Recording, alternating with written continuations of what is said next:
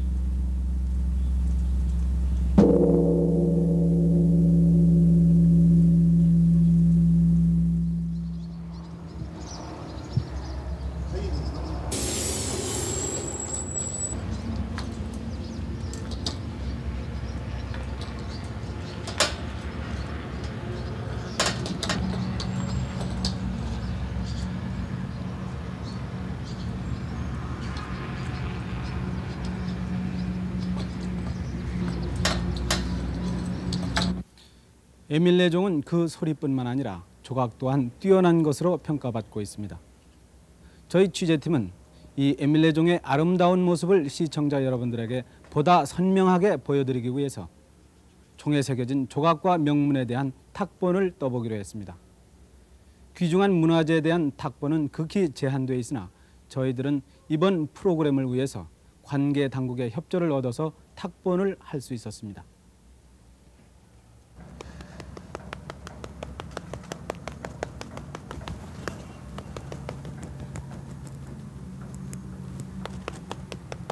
지금 그 비천성에 대한 탁본을 하고 계신데요. 네. 그 일반 시청자들은 이런 탁본 하는 것을 직접 본 분들이 거의 없을 겁니다. 없죠. 그래서 이번 기회에 그 탁본 방법을 좀 간략하게 설명을 네. 해주시죠. 목판이라든가 이런 데 하는 것은 그 원판에다가 먹을 붙여가지고 칠해서 이렇게 하는데 이런 유물에 대해서는 이 조우를 붙여서 위에다가 먹칠을 하게 됩니다. 네.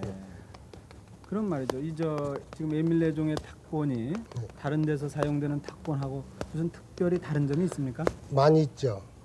왜 그러냐 하면은 이거는 국보이기 때문에 이 참 소중하고 하기 때문에 이 조우를 이중으로 붙여서 합니다. 네. 하나 붙이고 또 그 위에다가 하나 붙여서 이렇게 하게 됩니다. 그렇게 되면 이 유물에 대해서는 손상이 없습니다. 네, 그러니까 이 먹물이 네. 이 유물에까지 영향을 미치지 않고. 예, 그렇죠. 네. 네.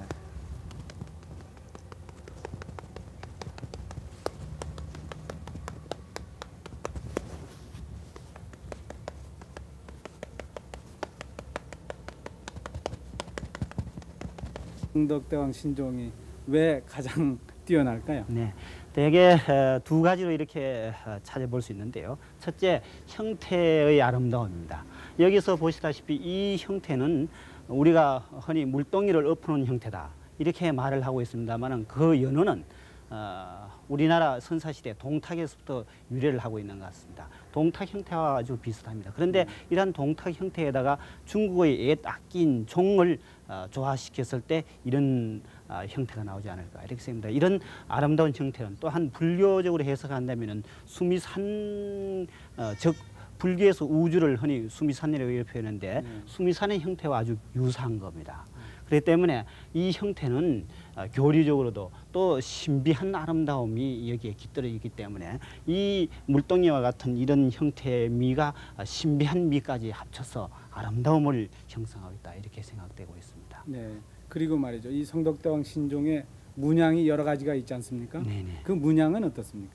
네, 이 문양은 제일 위에서 이제 용통이라고 하는 것이 있습니다. 용 모양이 이제 올라가고 있는데 이 용은 음양오행설이면 양을 뜻합니다. 양기를 뜻해요. 그래서 상부에 비천하는 이런 모양을 표현하고 있고 저것이 바로 소리를 아주 또한 맑게 해주는 작용을 또 하고 있습니다.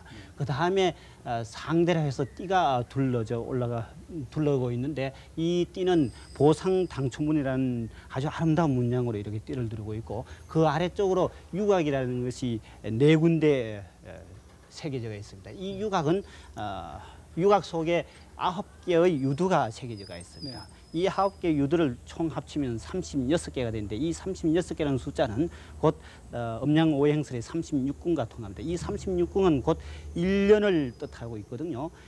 이 1년을 4계절로 나오면 각 9궁이 됩니다. 그래서 한 계절 한 계절을 4계절을 4계절을 나누어서 이렇게 표현하고 있는 것 같습니다. 그렇기 때문에 이것은 곧 1년이라는 시간 단위를 표현하고 있는 것 같습니다. 그리고 여기에는 이제 비천이 또 새겨져 있는데 이 비천은 내구가 새겨져 있고 비천과 비천 사이에 당자가 이렇게 새겨져 있습니다. 당자는 종을 치는 거죠. 이 비천은 이 종 몸체에 새겨져 있기 때문에 종이 몸체라는 것은 곧 수미산을 뜻하는 우주를 뜻하는 건데 우주 속에서 부처님의 법녀를 아주 찬탄하는 그런 모습을 새겨놓고 있습니다. 여기에 특히 비천 무늬는 이것이 연대가 771년에 된 것이기 때문에 석굴암의 조각하고 유사한 그런 조각이 되겠습니다. 그렇기 때문에 이 조각의 아름다움은 석굴암과 비견되는 석굴암 보살상과 비견되는 아름다움이기 때문에 이것은 아주 매우 타이트한 정교하고 타이트한 이러한 아름다움을 여기에서 비천이 보여주고 있는 겁니다. 외국에도 종이 많지 않습니까? 네. 외국 종과 비교해 볼 때는 미술사적으로 어떻게 다르겠습니까? 네, 우리 세계적으로 유명한 종이 이제 중국, 일본, 우리나라 종 이렇게 칠 수 있는데 이 세 나라 가운데 우리나라 종을 가장 아름답게 치고 있습니다. 그런데 그 이유는 여기서 보다시피 중국이나 일본 종은 결박형입니다. 즉 종의 띠를 다 둘러가지고 아주 꼭꼭 자매는 이런 결박형인데 비해서 우리는 확 튀어져가 있습니다. 그렇기 때문에 일본종이나 중국종이 가지고 있는 그러한 구속적인 형태가 아니라 자유분방한 그러한 아름다움을 보여주고 있는 또 문양 자체도 이렇게 화려하고 섬세하고 세련된 문양이 중국이나 일본에는 없습니다. 또 거기에는 비천 같은 것도 이렇게 없습니다. 그렇기 때문에 우리나라 종의 아름다움은 문양 자체에서뿐만 아니라 이런 비천이라든가 이와 같은 아주 섬세하고 화려하고 장엄한 아름다움이기 때문에 중국이나 일본종하고는 확실히 틀리는 즉 한국종이라는 학명을 얻을 만큼 유니크한 종이다 이렇게 생각되겠습니다. 韓国の模様はですね、例えば天人韓国の鐘の模様は天人だとかそういったものは銅型といいまして銅を張って作ってるわけですね。ところがこの日本の鐘の場合はですねこれ違うわけなんですね。鋳型って特殊な言葉になりますけど鋳物をする時の型ですねそれにこうヘラで押していくわけなんです。そういった大きな特徴、技法的な違いがあるわけなんです。韓国の鐘は非常に何て言いますかね銅型技法といって銅でもって非常に綺麗な天人の模様なんかやるんですけど施してるわけなんですけれども日本の鐘ではこれご覧になって分かるようにですねこうなんて言いますかヘラでこうやった非常に簡単な模様になってしまってるわけなんですね。そういった違いがあります。で鋳造の方法も大体同じなんですけど、韓国の鐘は全体にこうろうを上に貼りましてですね、ろうが立ってそれを言ってるわけなんですけど、それでもって、細かい文様、月座にしろこの下にしろですね、そういった文様をつけるというそういった技法をとってるわけなんです。そういった違いが、技法的な主な違いですね、があるわけなんです。それから形の上でもこれ違いがあるわけなんですけど、あそこに父と言いましてですね、イボイボみたいなのが出てますけど、ああいったものも韓国の鐘では9つぐらい、入閣というのを作ってそれでやってるわけなんですね、作ってるわけなんです。それから韓国書のもう一つの特徴としては、その先ほど言った龍図つるところですね、それがその後ろの方に陽と言いまして管がなってるわけですね。管についてでこの鐘の中まで通ってるわけなんですね。そういったようなことをやってる、こういった大きな違いがあるわけなんですね。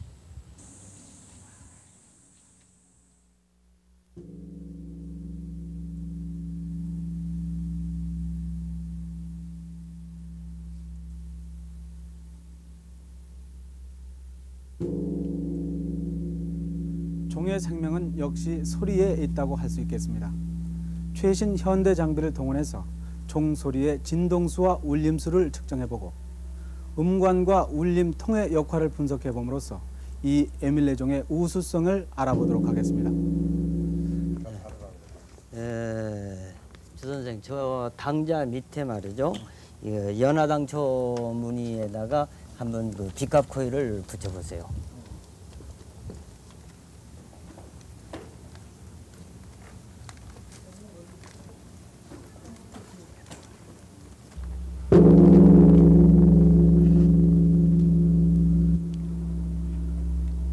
더 쳐주세요.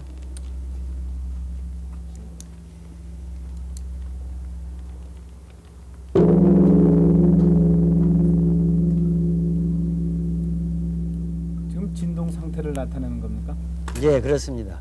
지금 이 종에서 나오는 진동수가 얼마인가를 측정하기 위해서 지금 빗값 코일에서 나온 거하고 여기에 있는 표준 신호 발생기하고를 갖다가 이 오시로스코프에다 넣어가지고 요거에 대한 동기를 잡아서 요 진동수가 얼마인가를 비교 측정하는 겁니다. 지금 현재 이 당자를 때려가지고 이 종이 울렸을 때 이때의 진동수는 프리퀀시 카운터상에 65세크의 진동수를 표시하고 있습니다. 네. 선생님, 그러면 말이죠. 요 당자 밑에 있는 그 빗값 코일을 말이죠. 당자로부터 남측천으로 90도 방향에다 붙이고 또 하나를 이 당자로부터 180도 방향에다가 붙여놓고 한번 측정을 해봅시다.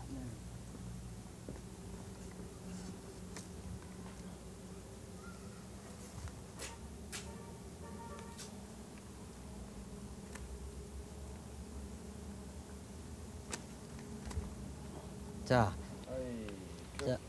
종을 한번 쳐주세요.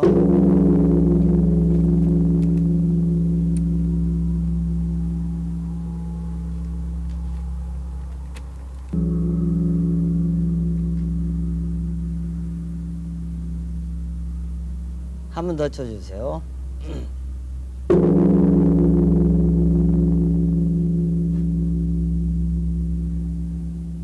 자, 됐습니다. 역시 그 당자의 그 180도 방향하고 당자로부터 남쪽의 90도 방향에서는 같은 65Hz의 그 진동수를 나타내고 있다는 것을 볼 수가 있습니다. 네. 그럼 지금 주 선생, 네. 그러면은 180도 방향에 있는 거하고 90도 방향에 있는 것을 당자로부터 45도 방향, 그러니까 남쪽으로 45도 방향과 북쪽으로 45도 방향인 이 문장에다가 한번 붙여보세요. 네.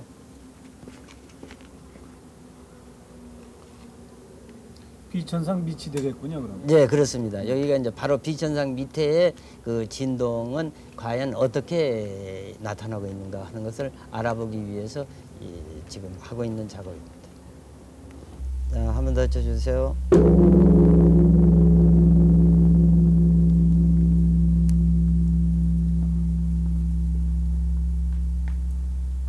한 번 더 쳐주세요.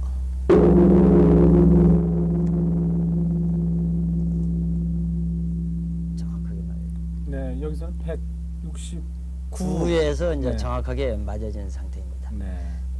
그래서 지금 현재 그 비천상 밑에 그러니까 네 군데의 비천상 밑에서는 이 종의 진동수는 약 169헬스의 그 진동을 하는데 이것은 이 당자 밑에의 그 주파수보다도 약 2.6배가 높은 진동수를 나타내고 있습니다. 네, 3배 가까이 되는 거죠. 네, 3배가 됩니다.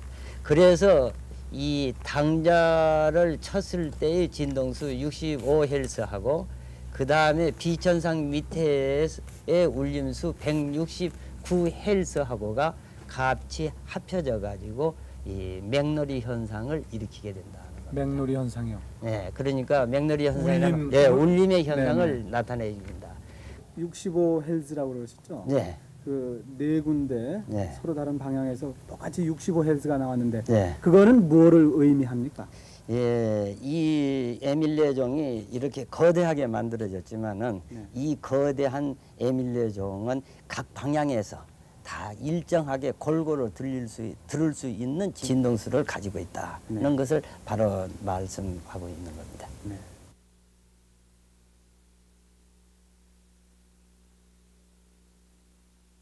자, 치세요.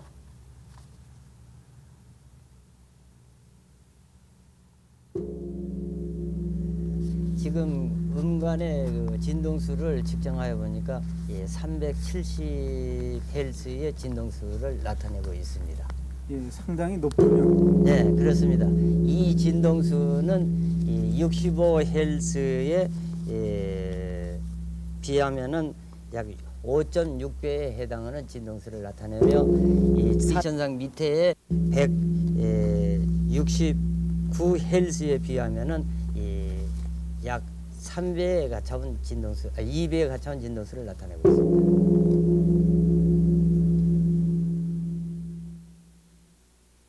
지금까지 그 우리나라 종의 그 특징인 음관의 역할에 대해서는 전혀 조사된 적이 없어요.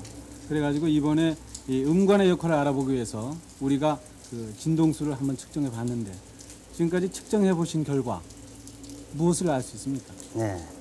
특히 이 음관에 대해서는 여러 가지 그 전설적인 설명이라든가 또는 그 여러 가지 얘기가 많이 있습니다만 특히 그 이 음관은 이 중국이라든가 일본 종에서는 전혀 찾아볼 수가 없고 오직 한국의 그 범종에서만이 찾아볼 수 있는 이 음관입니다. 네.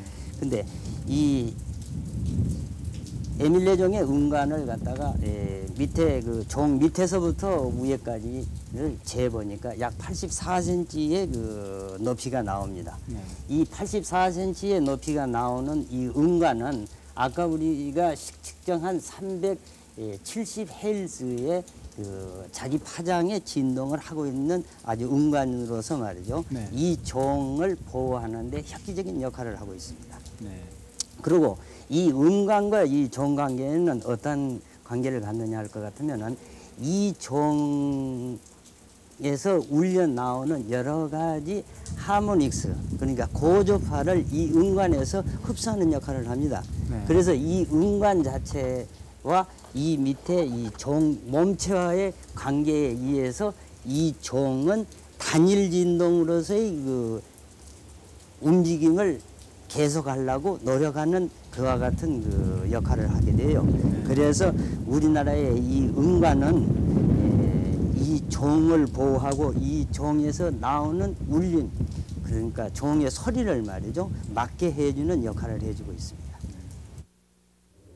지금 이 종 아래 부분 이 바닥이 움푹 파여 있는데 울림통이라고 그러죠, 이걸? 네, 그렇습니다. 네, 그러면 이 울림통과 이 종 소리와의 무슨 관계가 있습니까? 네, 관계가 있습니다. 즉 우리나라 종의 특징은 바로 이 울림통이 있다는 것이 어느 나라 그 종보다도 다른 하나의 큰 특징입니다. 네. 즉 울림통은 그 옛날에는 요 종 밑에다가 큰 항아리를 묻어가지고 이 항아리 안에다가 흙을 깔아서 이 종의 그 소리를 조정을 해주고 이 종 자체에서 나오는 그 불필요한 음을 감쇄시켜주는 역할을 했다는 겁니다. 네. 지금 현재 우리의 종의 이 전체 파장은 이 종의 하대 말이죠 부분에 이 음압이 최대가 됩니다. 여기에서 이 음압이 최대가 되기 때문에 종의 전체 진동은 여기에서 일어난다고 하대 부분에서 일어난다고 봅니다. 그렇기 때문에 한국의 범종은 이 위에 부분보다도 이 하대 부분이 아주 넓고 튼튼하게 만들어졌다는 겁니다. 특히 이 에밀레 종은 다른 종에 비해서 아주 하대가 넓고 튼튼하게 말이죠 만들어져서 아주 그 훌륭한 소리를 내주고 있다는 겁니다. 네.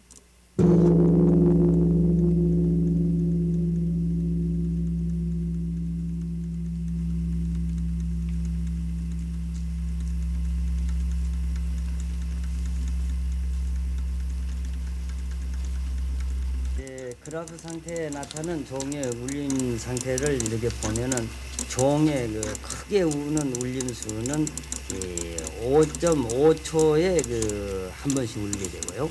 그 다음에 작은 울림이라는 것은 65사이클을 하고 그 다음에 169사이클의 그 두 개 합성에 의해서 그 일어나는 현상, 그거가 이 두 가지로서 이렇게 나타납니다.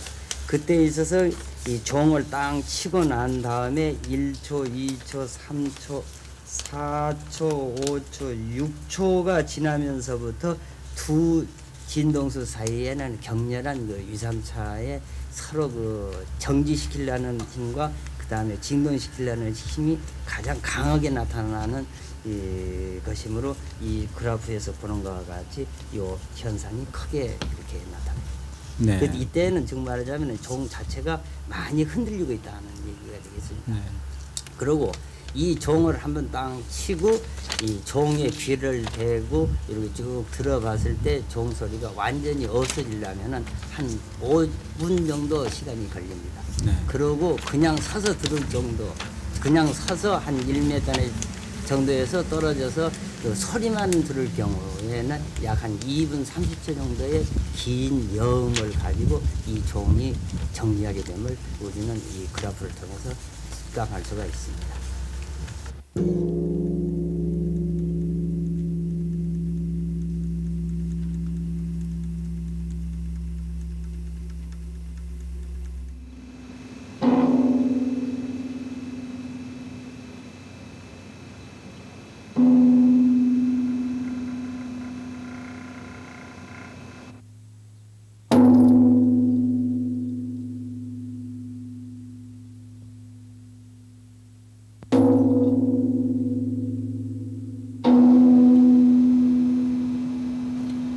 지금까지 우리는 에밀레종의 소리를 분석해 봄으로써 그 소리가 음향학적으로 얼마나 우수한가를 알아봤습니다. 에밀레종과 일본 종의 소리를 비교해 보기 위해서 저희 KBS 일본 특파원이 일본의 국보 중의 하나인 건장사의 종을 촬영해 보내왔습니다. 지금 그 일본 종의 진동수를 측정해 보셨죠? 네. 어떻습니까? 이 종의 진동수를 측정해 보니까 약 249Hz가 나옵니다. 네. 249Hz를 가지고 우리 에밀레종 65사이클하고의 그 비교를 한다는 말이죠. 약 4배 정도의 그 진동수에 차가 납니다. 혹시 진동수가 얕은 그 음은 이 습도라든가 그 온도에 따라서 그 음에 전달하는 데 있어서 이 감쇄가 즉 음이 적어지는 양이 말이죠. 주파수가 높은 쪽보다는 훨씬 덜 그 저항을 받는다는 것이 음향적으로 얘기를 할 수 있겠고, 그것이 바로 우리 에밀레종의 우수성이 아닌가 이렇게 생각됩니다. 그리고 우리 에밀레종의 그 울림 상태는 말이죠. 직접 그래프 상으로도 볼 수 있었습니다만 일본종은 어떻게 나타났습니까? 예, 일본종의 그 진동수와 그 울림수를 이렇게 비교해 보니까요, 이 종은 거의 그 울림이 없는 여와 같은 이 종이라고 볼 수 있겠습니다. 이 한국종, 그러니까 에밀레종에 비한다면은 에밀레종보다도 그 진동이 상당히 단순하고 또 이 감쇄 현상이 그 에밀레종과 같이 이렇게 여음이 길지 못하고 이 바로 잘라진다는 거, 이런 것은 역시 그 에밀레 종에 비교할 바가 못 되는 이런 종이 아닌가 그렇게 생각됩니다. 지금까지 분석해 본 결과 한국종과 일본종의 차이를 어떻게 말씀하실 수 있겠습니까? 이제 일본 종을 보니까요. 전체 종을 매다른 거가 말이죠. 지상에서부터 약 한 1m 내지 한 1m 20-30 정도의 위치에 지금 매달려 있다는 겁니다.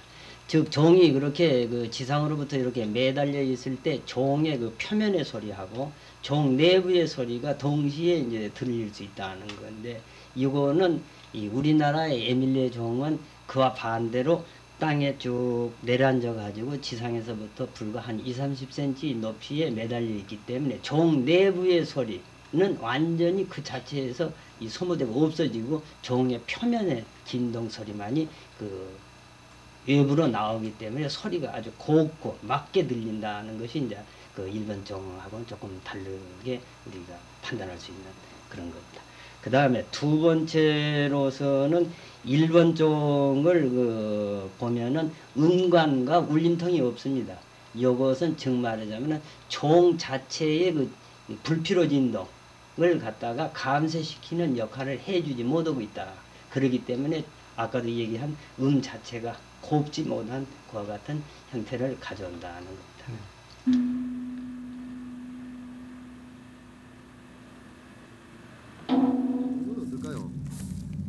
지금 옛날 그대로 말이죠. 지금 이 용두나 말이죠. 네. 이 유두 같은 거 있지 않습니까? 네. 이게 상당히 어려울 것 같은데 이건 어떻게 할 거예요? 역시 그 유두는 말이죠. 에밀레 종은 상운사보다 좀 쉽습니다. 에밀레 종이 얼마나 훌륭한 걸작품인가를 알아보기 위해서 즉 에밀레 종을 축소해 옛 방법과 현대 방법으로 실제 재현해 봄으로써 우리 조상들의 과학적인 지혜에 접근해 보겠습니다. 소리를 언제쯤 들을 수 있을까요?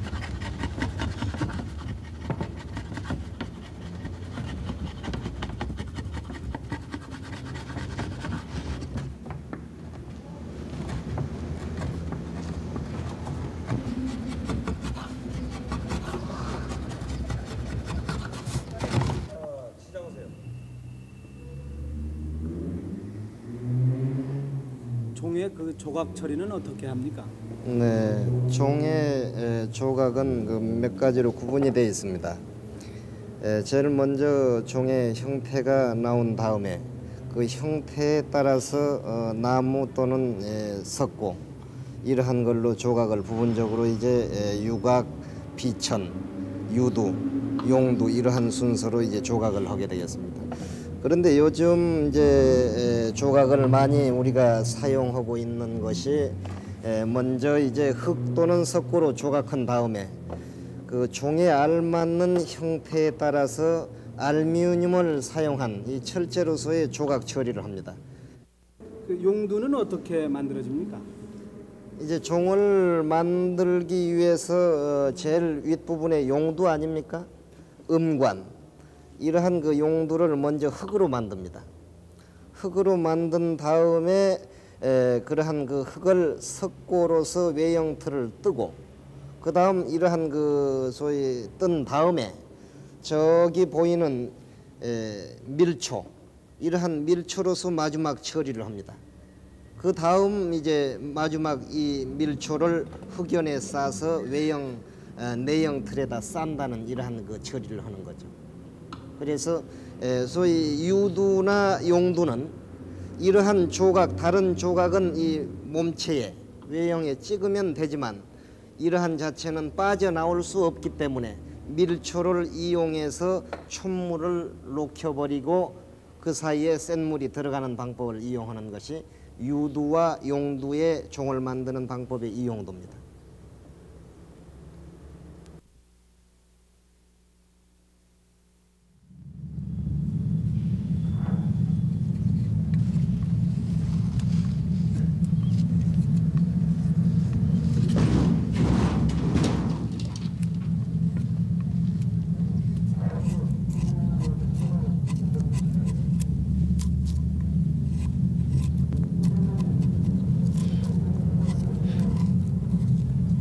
신라 때는 그 조각 처리를 어떻게 했을까요?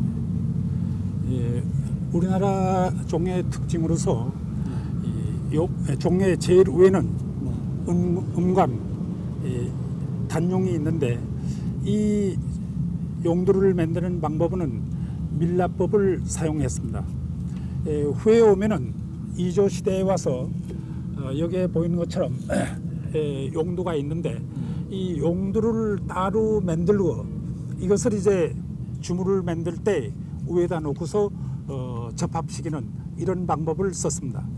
그러나 이 종의 그 용두의 정밀도를 보았을 때 이 밀랍을 사용한 것이 가장 그 가느다란 선이든가 아름다운 문양을 그대로 재현할 수 있기 때문에 지금도 그 정밀하고 아름다운 걸 만들기 위해서는 이 밀랍법을 그대로 사용하고 있습니다. 네. 용두를 뺀 다른 부분은 상대든지 하대 또는 그 비천, 당자, 유곽대 이와 같은 부분은 옛 신라 때에는 나무로 만들었습니다. 그래서 이 나무에다가서 조각을 한 것을 지문판이라고 그러는데 이 지문판을 주형에다가서 찍어서 한 개의 그 문양을 완성했습니다.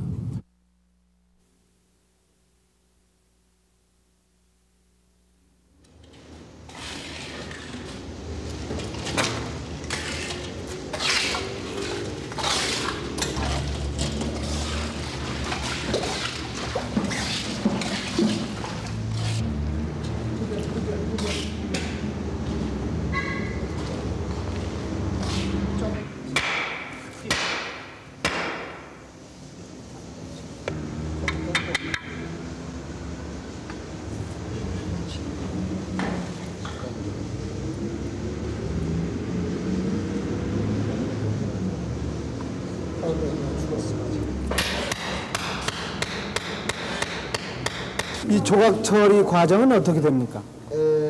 먼저 외형틀이 철제로 되어 있습니다. 네. 이 철제 자체를 견고하게 만든 다음에 센물이 들어갈 수 있는 그 주입구를 위쪽에서 처리하고 그 다음에 이 흙, 돌가루와 진흙 이러한 모래를 합해서 약 한 1개월 동안 건조를 시킵니다. 건조시킨 다음에 임박해서 이제 2, 3일 후에는 센물을 붓는다라고 했을 때 흑연칠을 계속합니다. 이 흑연은 그 많은 센물이 주입됐을 때 소위 그 견뎌낼 수 있다는 거죠. 그 자체를 흑연으로 곱게 칠을 한 다음에 만들어진 알루미늄의 그 조각을 처리하는 거죠. 그 다음에 이제 이 자체를 이제 조립하는 겁니다.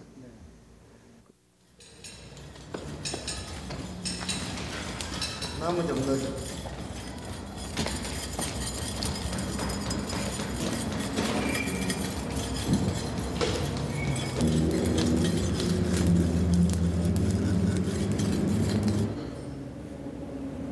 이 내형틀은 그 종의 안쪽의 모양을 나타내기 위한 거겠죠? 네, 그렇죠. 이제 이 내형틀 모양이 종 모양으로 되어 있습니다. 그래서 이제 종이 있으면 종 속이 비지 않습니까? 네. 그래서 종 속에 비게 하는 역할을 하는 게 이제 내형틀입니다. 흔히 이제 지하에 깊이 땅 속을 파고서 말이죠. 우리가 한두 달을 계속 이제 가운데 철제를 가지고 형태를 만들고 거기에 이제 흙을 부착한 다음에 계속 건조를 시키고 있는 중이죠. 역시 이제 불을 계속 가하면서 습기를 제거하고 여기에 또 아래쪽에는 이 구멍이 있습니다. 해서 그 센물이 주입됐을 때 그 가스 처리가 될 수 있는 그러한 그 역할까지 다 하는 거죠.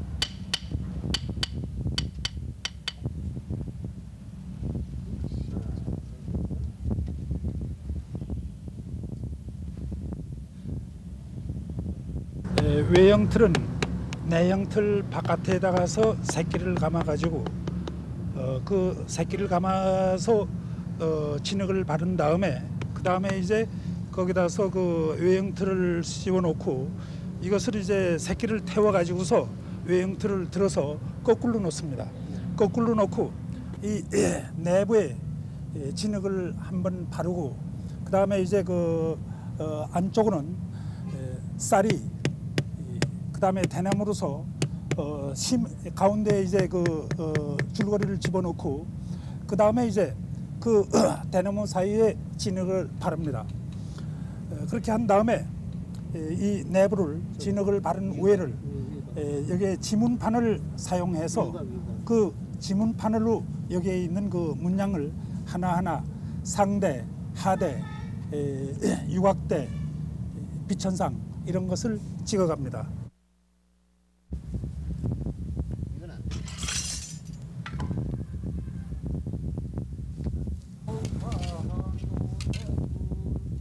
내형틀은 옛날에 이 밑을 땅을 많이 팠습니다. 움과 같이 파고서 그 밑에다가서 온도를 만드는 것처럼 구를 때에는 그런 이 구들처럼 이렇게 놓고 그 다음에 이제 그 온도를 위에 가운데 구멍을 뚫려 놓고 그 바깥 그 안에다가서 내형틀을 만듭니다.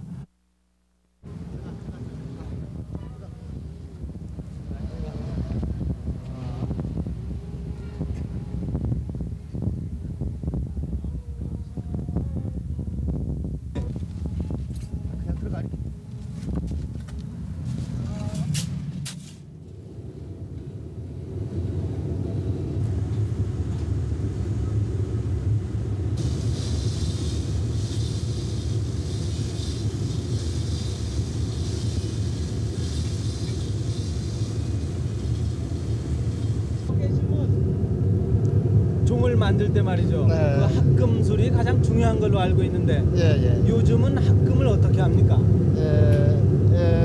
우리가 요즘 말이죠. 이 재료를 사용할 때 동 있지 않습니까?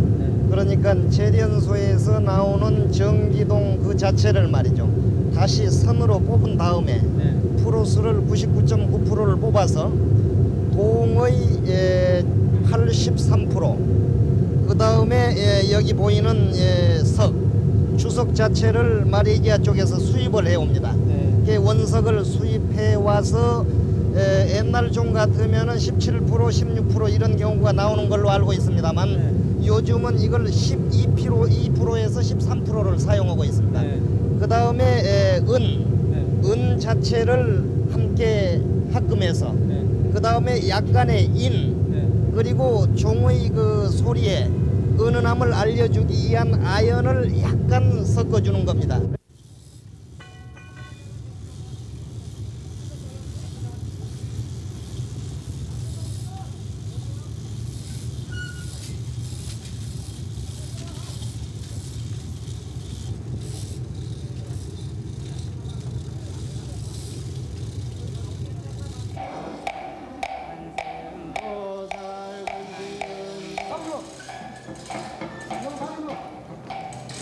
천천히 해줘.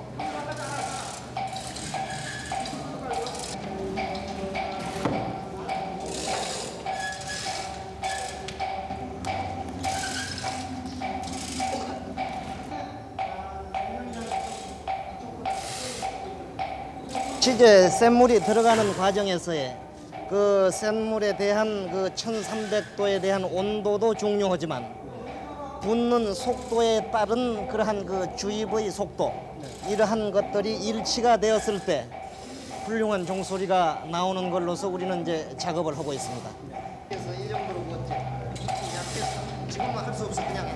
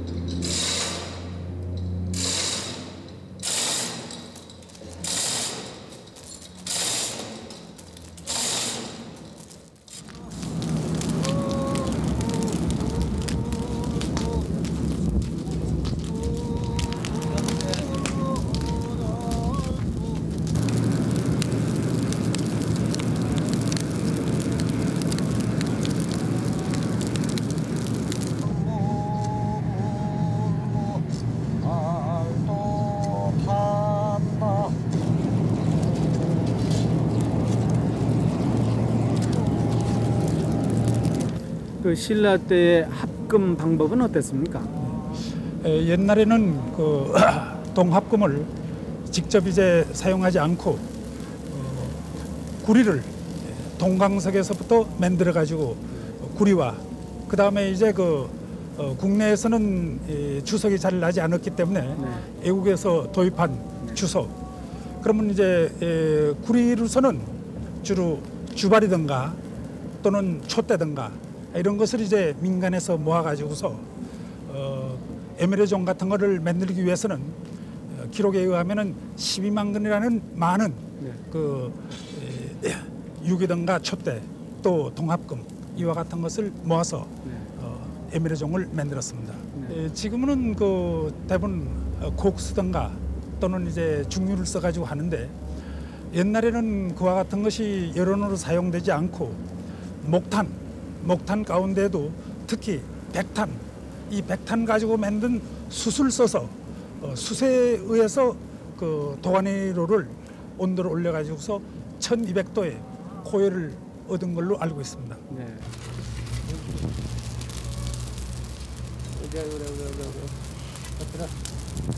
야, 대수는 데는 멀티감 주서요. 튈 거야. 처음에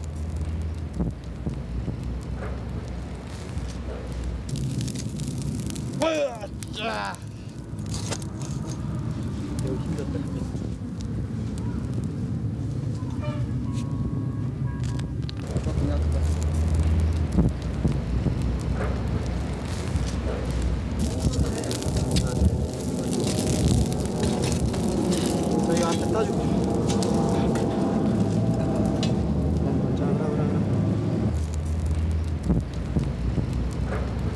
붓는 방법은 역시 그 중국에서도 그와 같은 그 예가 있는데 도가니를 여러 군데 놓아 가지고 거기서 이제 녹인 거를 이것을 이제 물기를 만들어 가지고서 그 물길에서 모아 가지고 줌을 부을 적에는 대개 두 군데 이렇게 이제 그 집중해서 여러 군데서 온 거를 모아서 쇠를 줌을 만들었다 이렇게 보고 있습니다.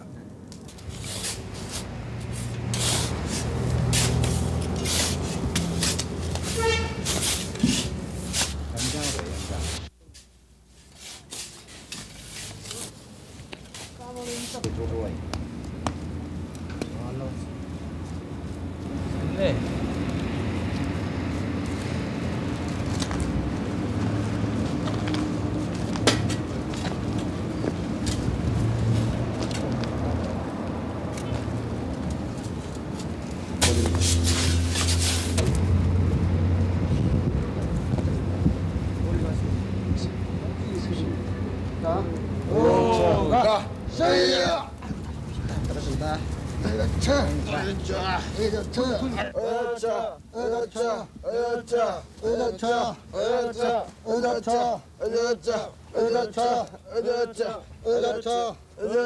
놓고.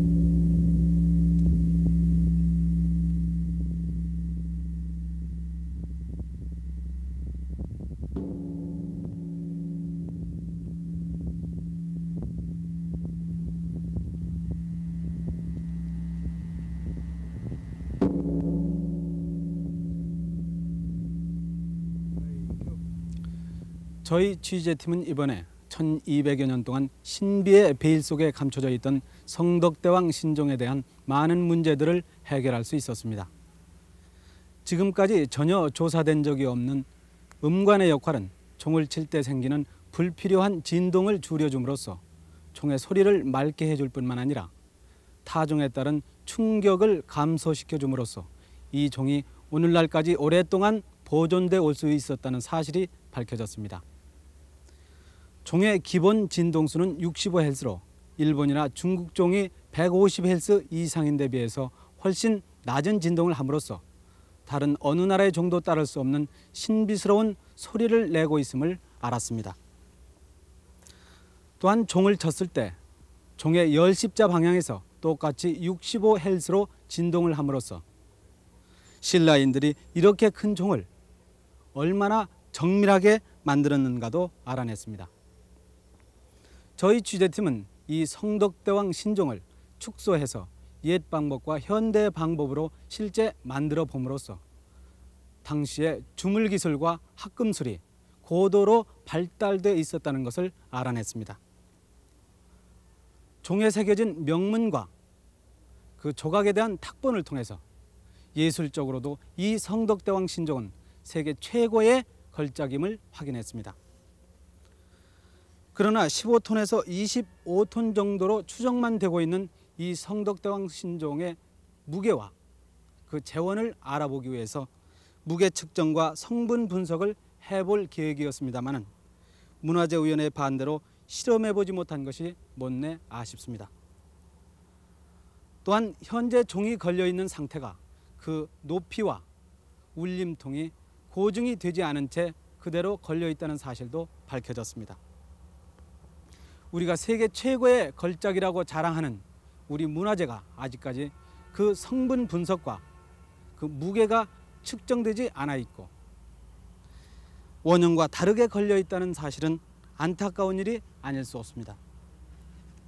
새로운 문화 창조가 전통 문화의 보호 육성에서 비롯된다고 할 때 이 프로그램이 이 성덕대왕 신종을 보다 과학적이고도 원형 그대로 보존할 수 있는 계기가 됐으면 하는 것이 저희들의 바람입니다.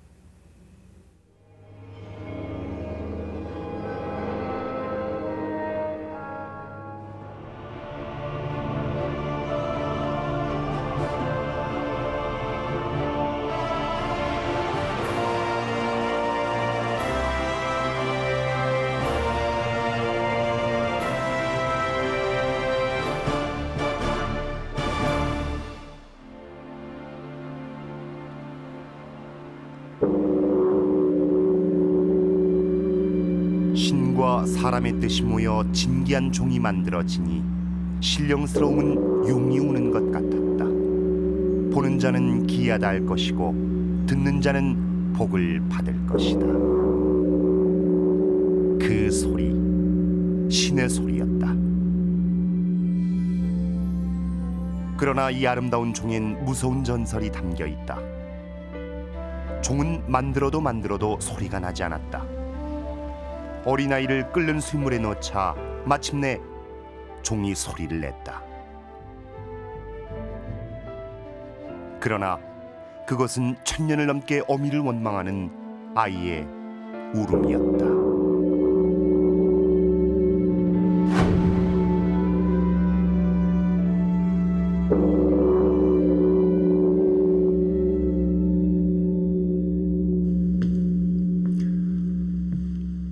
성덕대왕 신종. 우리에겐 에밀레 종이란 이름으로 더욱 친숙한 종이죠. 그런데 이 종은 신의 종이라는 장엄한 이름과는 너무나도 어울리지 않는 대단히 비극적이고 무서운 이야기를 함께 갖고 있기도 합니다. 여러분도 잘 알고 계실 겁니다. 종을 만들 때 어린아이를 집어넣었다는 바로 그 에밀레 종의 전설입니다. 역사 스페셜. 오늘은 성덕대왕 신종에 담겨있는 1200여 년 전 신라인들의 염원과 에밀레 종 전설 속에 숨어있는 진실을 밝혀봅니다.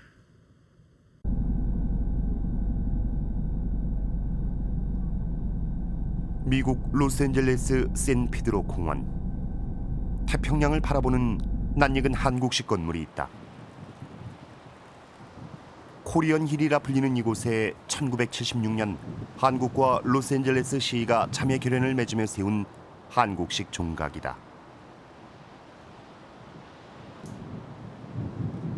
종각 안엔 대형 종 한 점이 걸려 있다.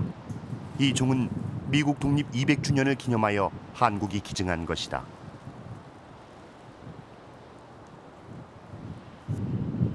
종은 성덕대왕 신종을 모델로 하여 만들었다. 7, 6, 5, 4, 3, 2, 1. 영시옮기는 무채야의 종. 종소리로 새해를 맞이하는 우리에게 종은 특별하다. 고신각종은 1985년에 새로 만들었다. 역시 성덕대왕 신종을 품떴다. 왜 성덕대왕 신종은 모든 종의 모델이 되는 것일까? 우리에겐 에밀레 종으로 더 잘 알려져 있는 국보 29호 성덕대왕 신종.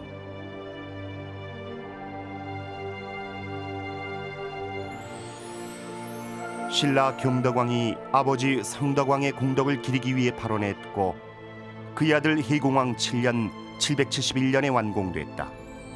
성덕대왕 신종. 이름도 범상치 않은 신종. 이 신종은 신라왕실 원찰인 경주 봉덕사에 신압됐다가 영묘사에 자리를 잡는다. 그 후 영묘사가 화재로 소실되자 경주 남문박 봉황대로 옮겨진다.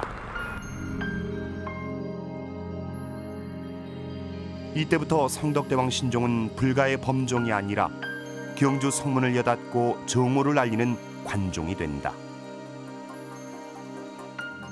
성덕대왕 신종은 1915년 경주문화원으로 옮겨진다. 거대한 규모 때문에 이동 때마다 대장관을 연출했다. 경주문화원 종각에서 60년간 그 장중한 소리를 울렸다. 박 대통령께서 직접 참석하신 가운데 새 박물 1975년 지금의 경주박물관이 신축되면서 성덕대왕 신종은 또 이사를 한다. 이때 역시 수많은 시민들이 몰려들었다. 2,500여 평 규모로 경주 인구가 그때 10만입니다. 근데 인근에 다 소문이 나가지고 15만 명이 모였어요, 경주에. 그러니까 경주가 아주 인산이네고 더군다나 그 종을 모시할 마다 그냥 사람이 구름처럼 모였어요. 그래서 장관이었죠. 그리고 이제 그 소문이 퍼져가지고 그 많은 노인들이 부처님에게 공덕을 바치려고 그 종을 붙잡고 모시고 한다는 거예요. 그럼 그게 큰일 나죠. 끝없이 몰려드는 인파를 통제하기 위해 정관장이 긴 광목을 사와 시민들에게 잡고 뒤따르게 하자 신종과 거대한 인파가 한데 어우러져 장엄한 의식이 돼버렸다. 그 무게가 얼마입니까? 그러니까 경주에 보통 다리로서는 지나갈 수가 없어. 그래서 그 안전을 다 점검했더니 한 4km를 돌아가야 돼요. 이제 그런 어려움이 있었고 아직도 우리가 그 전선 지중화가 덜 돼가지고 경주에도 보면 하늘이 검지르고 있습니다. 그러니까 그 트레일러가 한 1m 높이고 우리가 종을 가마에다 모셨거든요. 가마가 한 4m 50. 그 전체가 한 6m 되는 거예요. 거기 다 걸려요. 전선을 통과할 때마다 일일이 한전 직원들이 자르고 잇기를 반복했고 신종의 뒤에는 수많은 인파가 뒤따른 채 한 발 한 발 앞으로 나아갔다. 20분 거리를 이동하는데 무려 한나절이 걸렸다.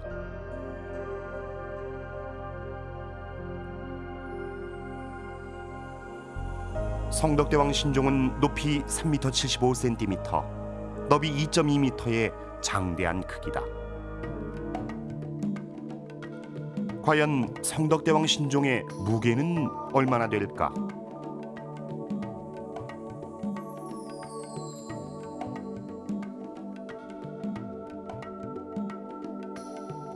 신종의 무게는 18,900kg이었다.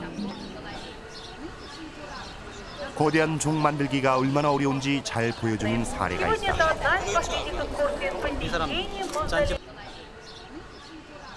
세계에서 가장 큰 종으로 유명한 짜르 대종은 완성 직후 바로 깨져 한 번도 소리내지 못한 종으로 더 유명하다. 지금도 이처럼 큰 종을 만들 수 있는 나라는 드물다. 그러나 성덕대왕 신종의 명성은 단순히 규모가 커서 얻은 것이 아니다. 종을 장식하고 있는 아름다운 문양은 견줄 대상이 없다.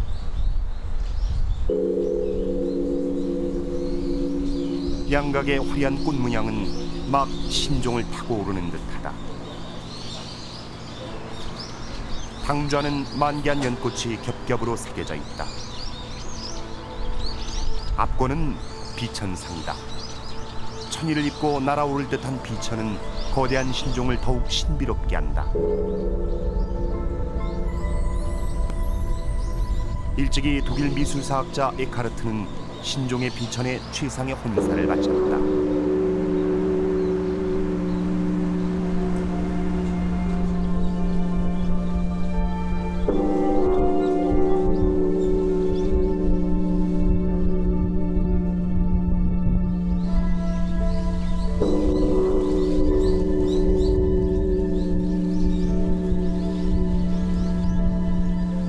요염한 듯 애잔한 듯한 자태, 신라의 자태다.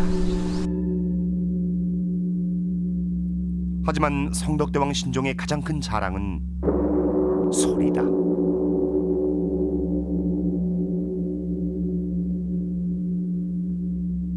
웅장한 타격음, 그리고 끊어질 듯 이어지는 여음의 파고는 세상 어떤 종도 낼 수 없는 천상의 소리다. 이 소리가 왕 커졌다 또 작아지면서 매듭을 갖다가 구성을 하고 또 다시 이게 또 커졌다가 작아지는 그러한 소리가 이제 반복되면서 마치 이것이 이 곡을 하는 것처럼도 들리고 또 아주 우렁차게 포효하는 듯하게도 우리가 느낄 수 있고 또 뭐 어린 아이가 엄마를 부르는 그런 그 우는 소리로도 이렇게 또 느낄 수도 있고 마지막에 이제 끝까지 남는 여운의 경우는 64Hz 아주 저음인데 하면서 사람이 그 심호흡을 하는 것 같은 그러한 그 느낌을 줍니다. 마치 살아있는 것 같은 느낌을 주는 거죠.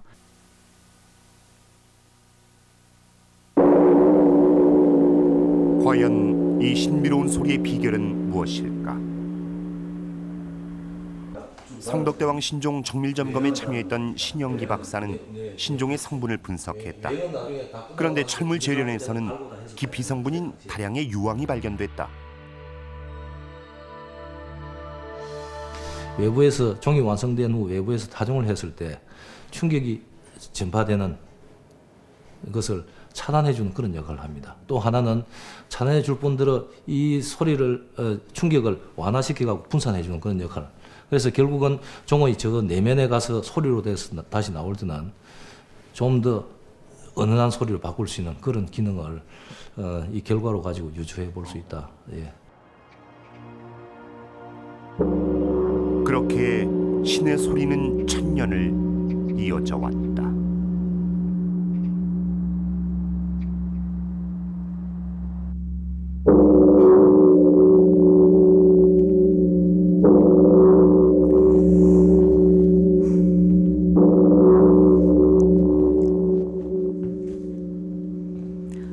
네, 아무리 들어도 에밀레라고는 들리지가 않습니다.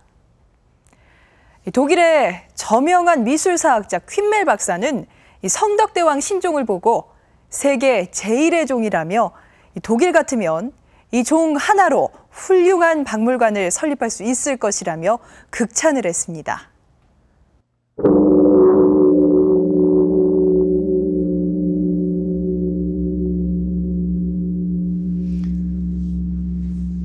학창 시절에 경주로 수학 여행을 갔을 때 성덕대왕 신종의 아름다움보다는 그 장엄한 종소리와 함께 들었던 에밀레 종의 무섭고도 슬픈 전설 때문에 충격을 받았던 기억이 생생합니다. 아마 이와 비슷한 경험을 하신 분들이 많이 계실 텐데요. 아이를 버린 엄마, 그리고 그 엄마를 원망하는 아이. 자, 일단 에밀레 종 전설의 진위부터 확인해 보죠. 에밀레 종의 전설은 몇 가지 유형이 있다. 대표적인 것이 엄마의 말 한마디가 아이를 죽게 했다는 실언형이다. 종 만들기가 거듭 실패하자 보실받기 위해 거리로 나선 스님에게 한 여인이 드릴 건 아이뿐이라고 말한다. 그날 밤 스님은 꿈에서 그 아이를 넣어야 종이 완성된다는 계시를 받는다. 아이를 데려다 도가니에 넣자 비로소 종이 완성됐는데 종을 칠 때마다 아이의 원혼이 에밀레 에밀레 하며 어미를 원망한다는 것이다. 또 다른 이야기 역시 주종 과정에 거듭되는 실패로 시작된다. 책임자인 종장은 고심에 빠지고 종장인 오빠의 집에 얹혀 살던 과부 동생은 번민 끝에 아이를 바친다. 종은 완성되나 역시 종소리엔 아이의 원망이 담겼다. 선왕을 기리고 부처님의 뜻을 받드는 신성한 종에 왜 이런 야만적인 전설이 담겼을까?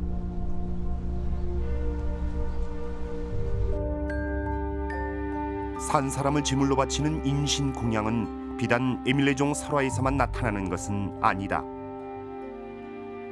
트로이 전쟁 당시 그리스군의 총사령관 아가멤논은 그리스 연합함대 무사 항해를 위해 여신 아르테미스에게 자신의 딸 이피게니아를 제물로 바쳤다.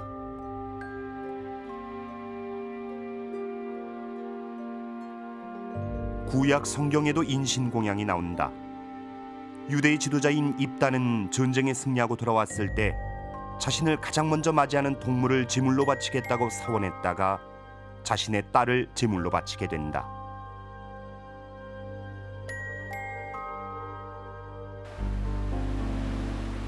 서구뿐 아니라 우리에게도 낯익은 이야기가 있다.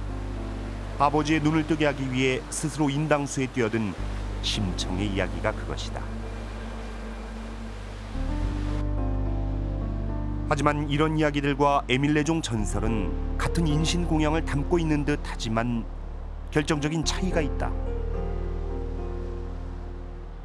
인신공양이라는 것은 우선 그 자체가 자기를 희생하는 겁니다. 거기는 의식이 아주 분명한 겁니다. 내 자신을 어디에다가 어떻게 희생을 해서 무엇을 갈망한다라고 하는 그런 철학이 있었습니다. 그러나 이것은 어머니가 직접 나선 것이 아니라 어머니가 자기 새끼를 집어넣어서 공양한다? 이것은 불가에서는 있을 수가 없는 그런 행위가 아니었을까? 그러한 행위가 있었다고 말하는 그 자체가 큰 모순이 되는 것이죠. 거기는 아무런 의미가 없는 겁니다. 그저 슬픈 전설을 만들어내기 위한 전설이죠.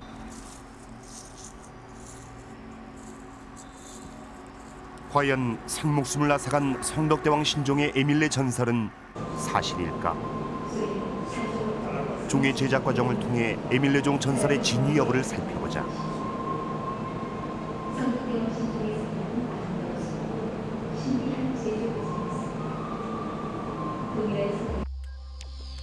우리 종의 정교하고 생생한 문양의 비법은 바로 밀랍이다. 종의 외형틀을 만들고 겹겹이 밀랍을 바른다.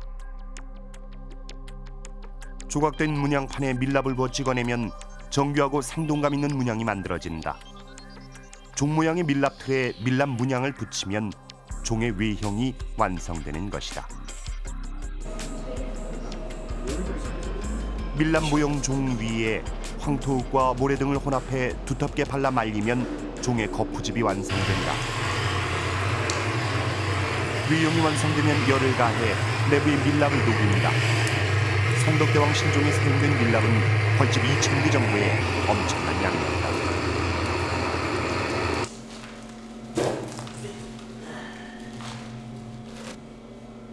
밀랍이 다 녹아내리면 거푸집의 안쪽엔 정교한 문양만이 음각으로 남는다. 이 밀랍 공법은 우리와 일본의 범종 제조 기술 차이를 벌려놓은 결정적인 것이다. 그리고 철로 더신 외형틀을 내형틀에 조립합니다.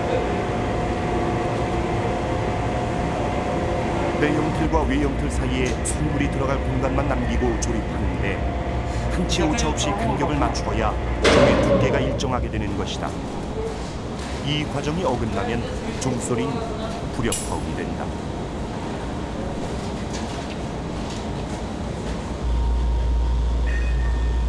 이제 본격적으로 쇠를 녹이는데 우리 종은 구리와 주석을 주로 이용한다. 성덕대왕 신종인 20톤 이상의 쇳물이 필요하다. 당시에는 대형 도가니가 없었기에 20톤의 쇳물을 동시에 끓이기 위해선 수백 개의 소형 도가니가 필요했다. 쇠를 녹이는 작업은 도가니 속 쇳물의 빛깔이 모두 같아질 때까지 몇 시간 동안 이어진다.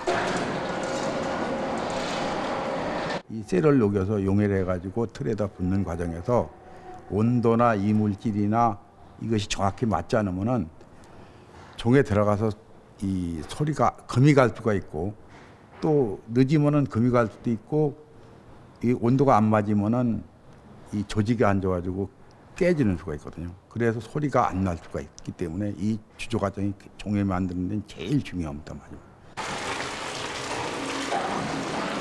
도가니 속 온도가 일정해지고 완전히 용해되면 도가니 속의 용탕을 쇳물바지에 받는다.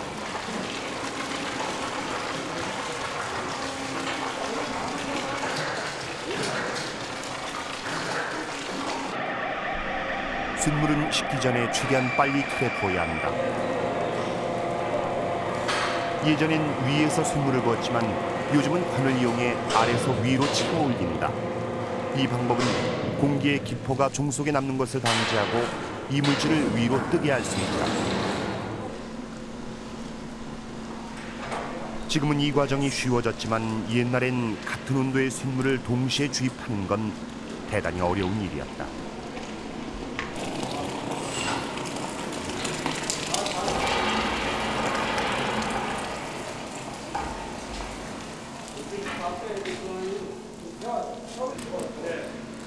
성덕대왕 신종 정도의 종에 수백 개의 소형 도가니를 이용해 쇳물을 붓는 것은 실패를 거듭할 수밖에 없는 일이다. 그렇기 때문에 2대에 걸쳐 종이 만들어지는 것이다. 쇳물 중온도가 달라지면 종은 용접한 것이나 마찬가지가 된다. 기계 장비가 부족했던 옛날엔 쇳물을 신속히 주입하기 위해 아예 종틀 주변에 용광로를 수십 개, 수백 개 설치하고 배관을 설치한 후 동시에 쇳물을 주입했다. 갈래갈래 주입되는 쇳물 속에 아이를 어떻게 넣었을까?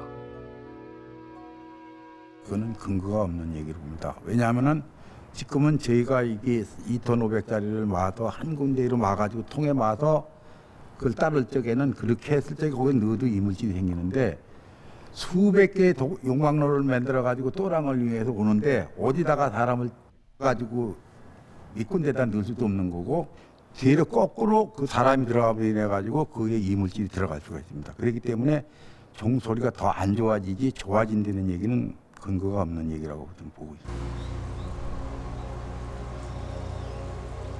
전통적인 종 제조 기술로는 아이를 넣을 수 없음이 확인됐다. 동서고금을 뛰어넘는 위대한 조형물이며 당대 과학의 결정체인 에밀 레종. 과연 이 아름다운 종에 왜 이런 불가사의한 전설이 담겼을까? 이번엔 현대 과학을 빌어 그 진실에 접근해보자. 종의 보존을 위해 필요없는 부분을 제거한 파편을 이용해 종 성분을 분석해봤다. 설화가 사실이라면 이 파편에선 인체에 많은 인 성분이 나올 것이다. 실험 결과 인 성분이 전혀 발견되지 않았다. 보통 주물을 만들 때 우리 종과 같은 이런 형태의 복잡한 형태의 주물을 만들 때는 인이 많이 들어갈 경우에는 굉장히 아름다운 문양을 갈 수 있는, 그래서 성덕대왕 신종의 그 전체적인 구도라든지 모양이라든지 주조 형태라든지 이런 것이 좋은 쪽으로 갈 수 있도록 할 수 있는 그런 성분입니다. 그런데 그런 측면에서 분석을 굉장히 열심히 해봤는데 거의 인성분은 그 흔적조차 나오지 않습니다. 무엇보다 에밀 레종 설화는 삼국사기나 삼국유사를 비롯 신라 당대로부터 조선 시기까지 어떤 역사서에도 남아있지 않다.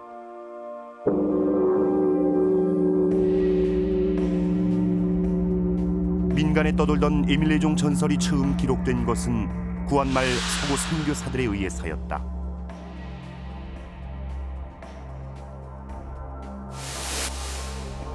그들이 정리한 에밀레종 전설은 지역과 연대에 따라 조금씩 차이가 있어 경주의 에밀레종 전설을 서울의 보신각종과 연결짓기도 했다.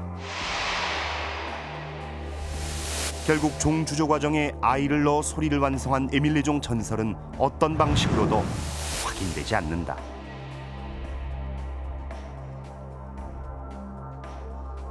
그런데 어떻게 이 전설은 1200년이 넘게 끈질긴 생명을 가지고 전해 내려왔을까? 에밀레종 전설이 더욱 널리 알려진 건 일제강점기 이후 연극과 영화를 통해서였다.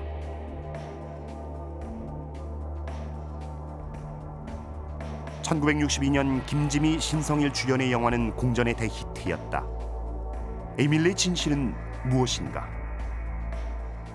이 이야기 설화 자체의 그 사건은 호맹랑하고 있을 수 없는 이야기지만, 그렇지만 이 에밀레종이 주성되고부터 지금까지 1300년 동안 지속적으로 생명력을 갖고 전승돼 온 데에는 거기에 뭔가 우리가 모르는 그 시대의 어떤 이야기를 분명하게 담고 있기 때문이라고 생각합니다. 그러니까 설화로서 표현되어 있지만 그 시대의 역사적인 어떤 사회적인 사건 같은 것을 담지하고 있지 않나 이렇게 생각해 봅니다.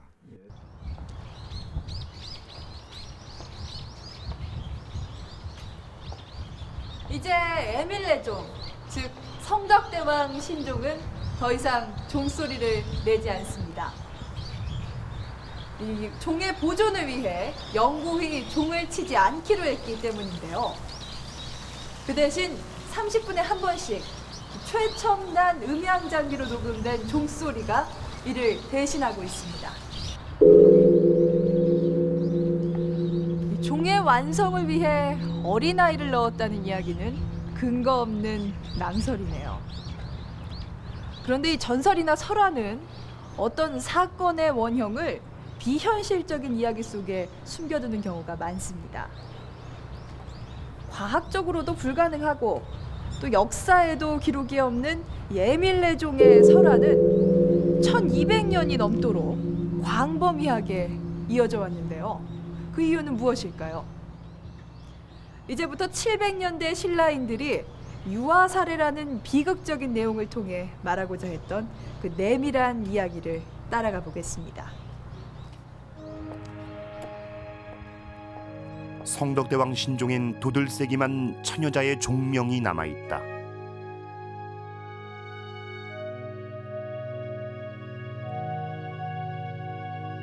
종체의 앞면과 뒷면에 새겨져 있는 천자가량의 장문의 명문은 웅원하고 화려한 문체로 고대 금성문의 최고봉으로 평가된다. 경덕왕의 뒤를 이어 성덕대왕 신종을 완성한 신라 36대 임금 희공왕은 765년 불과 8살의 나이에 왕이 됐다.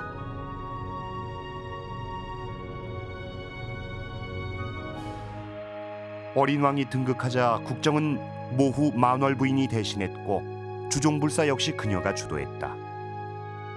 신종이 완성된 771년 희궁왕의 나이는 아직도 15세였다. 태후의 영향력은 종명에서 확인된다. 성덕왕과 경덕왕, 희궁왕의 뒤를 이어 만월부인에 대해서도 극찬을 하고 있다.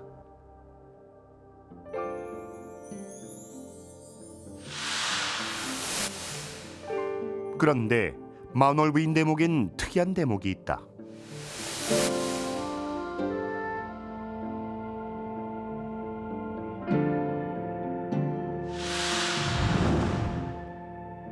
원구.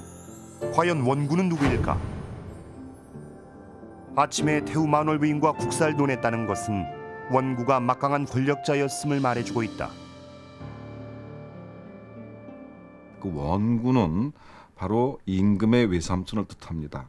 다시 말씀드리면 희공왕에게 외삼촌이 있었던 얘기가 되고 결론적으로 만월부인은 아침에 자기의 친정 오라비와 함께 국정의 중요한 문제들을 결정을 하고 저녁에 다른 신하들의 형식적인 어떤 추인을 받는 이런 식으로 신라의 국사 전체를 좌지우지한 것으로 보는 게 타당할 것 같습니다.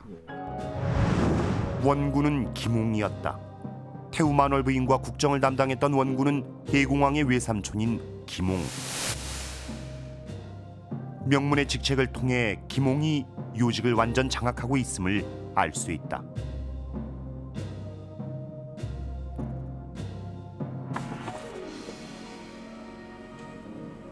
국가행사의 총책임자이자 국방부 장관, 수도방위 사령관이며 경무실장인 외삼촌, 그리고 어린 아들 해공왕과 그 아들을 대신해 국정을 총괄하는 어머니.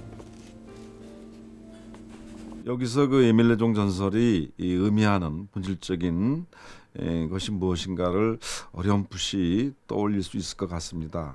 즉 전설 속의 아이는 해공왕으로, 그 어미는 만월 부인으로, 또 외삼촌인 종장은 김홍이라는 권력자로 이렇게 대입해 볼 때 너무나도 우연의 일치인지 모르지만 그런 전설 속의 인물군과 당시 왕실의 인물군이 일치한다는 그런 어떤 재미있는 장면을 우리가 볼 수가 있습니다.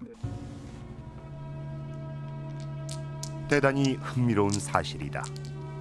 전설 속에 등장하는 종장인 외삼촌과 오빠의 성공을 위해 아이를 바치는 어미, 그리고 어미에 의해 희생당하는 어린아이는 각각 최고 권력자 김홍과 실질적 통치자인 태우 만월 부인, 그리고 어린 해공왕이 되는 셈이다. 그렇다면 과연 8살이란 어린 나이에 왕위에 오른 해공왕은 누구일까?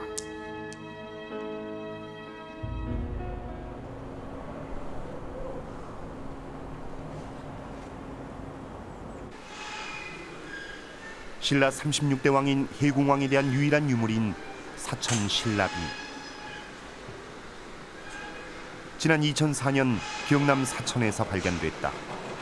신라 해공왕 때 있었던 한 사건을 새긴 비석인데 일부분만 남아있어 정확한 내용은 알 수가 없다. 뒤에는 국주 천운대왕이 나온다. 국주 천운. 국주는 국왕이다. 해공왕의 이름은 천운이었다.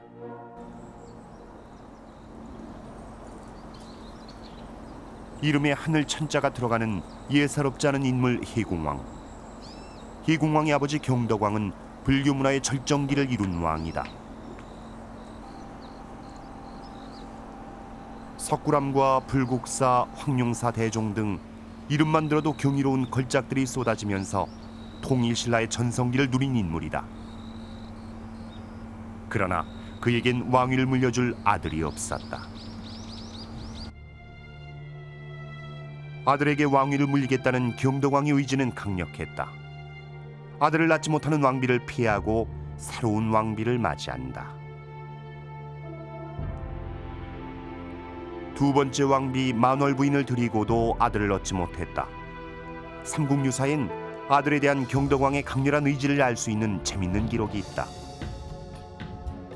경덕왕은 당대 최고의 스님 표훈대덕을 부른 후 천상의 천재에게 아들을 점제줄 것을 청한다. 천재는 딸은 가능하지만 아들은 없다라고 했다. 천재의 뜻을 전하자 경덕왕은 딸을 바꿔 아들로 만들길 요구했다. 가능은 하나 나라가 위태로울 것이란 천재의 충고에도 그는 아들을 선택한다. 이렇게 하늘의 뜻을 거슬러 나온 아들이 해공왕이다. 과연 해공왕은 자라면서 기이한 행동을 일삼는다.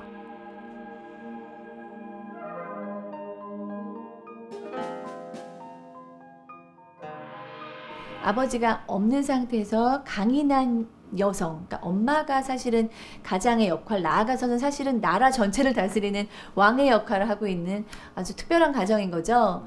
그랬을 때 이 아이는 남성으로서 어떤 롤 모델을 가질 수 없고 엄마가 롤 모델이 되는 상황에서 엄마를 아무래도 더 존경하고 이상시하는 거죠. 그러면 어머니 남자보다는 여성성에 훨씬 더 익숙하고 동경했을 수 있다고 생각을 합니다.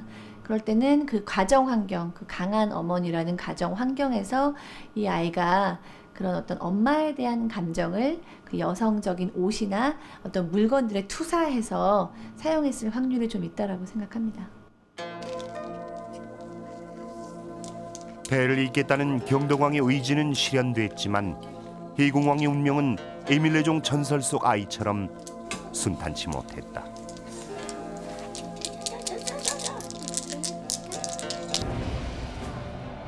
(96각간의) 난이 발생하고 궁성이 33일간이나 난군에 포위되는 상황이 발생했다. 에밀레종이 완성되기 1년 전엔 김융의 난이, 5년 뒤엔 이찬 김은거가 반역을 모의하다 사형당하고 8월엔 이찬 염상과 시중 정문이 거병했다. 심지어 경주 남산의 국고가 불타고 약탈당하기까지 한다. 반대 세력의 반발이 커지면 커질수록 김웅의 권한은 커졌다.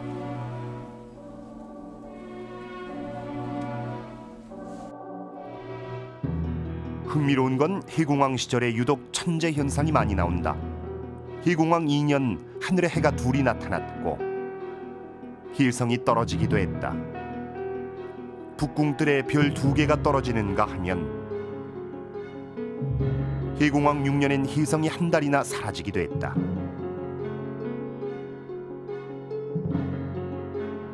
혜성이 뜬다든지 암석이 떨어진다든지 이런 현상은 이 데이터를 보면 거의 균일하게 나타납니다.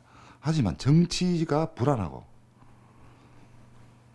또 불만 세력이 있고 이렇게 되면 그런 천재 현상을 왕의 잘못이라고 사람들이 명분을 삼는 겁니다. 명분을 삼게 되고 그걸로 명분을 삼아서 계속 반란을 일으키는 거죠. 왜냐하면 하늘에서 일어나는 건 누구나 다 볼 수 있기 때문에 설득력을 가지는 겁니다. 그 와중에도 신종을 만드는 작업은 끝없는 실패를 거듭하며 계속 진행되고 있었다. 성덕당 신종을 필사적으로 이거를 완성을 시킴으로써 그 어려운 시기를 극복하고자 했던 그런 이 상황이 전개가 되는 거죠. 그래서 그 성덕당 신종은 정치적으로 보면은 그런 어려운 상황들을 극복하기 위해서 신라 왕실에서 필연적으로 만들지 않으면 안 됐던 그런 대국가적, 대왕실적 그런 이벤트의 산물이다라고 추정을 할 수가 있습니다. 마침내 비극의 끝은 희공왕 16년에 발생한다. 김지정이 난을 일으켜 궁성을 장악한 것이다. 2달 만에 김양상이 난을 진압하지만 희공왕과 태우 만월 부인 외삼촌 김홍은 모두 난중에 살해된다. 그 희공왕을 지켜본 서러벌 사람들 입장에서는 이 엄마와 이삼촌의 틈바구니 또 권신들 간의 권력 암투 속에 자기 역할을 못하고 호소아비로서 희생돼간 그 희공왕에 대한 강한 연민과 동정을 품고 있었고 그것이 마침 그 시절에 완성된 성덕대왕 신종의 이야기를 빌려서 그런 궁중의 비극을 그 주종의 설화에 외필 씌워서 담아낸 게 아닌가 이렇게 생각을 합니다.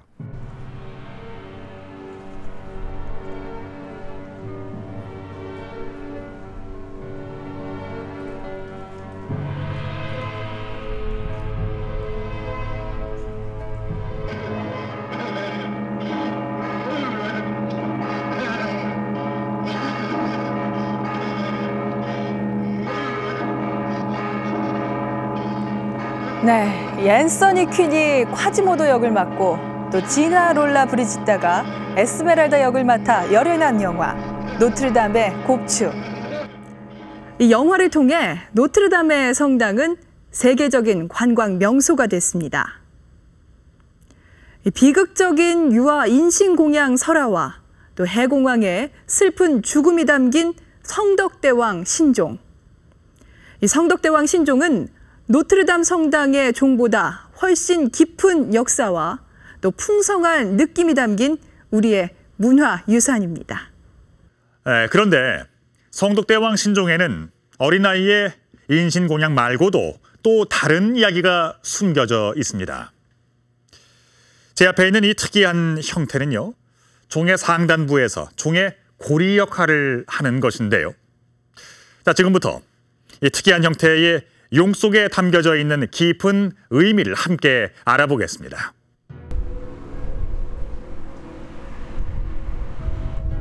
성덕대왕 신종은 장대한 크기와 소리, 아름다운 문양 외에 종 상단부의 조각이 일품이다. 용트름하듯 꿈틀대는 한 마리 용이 큰 원통을 짊어지고 있다.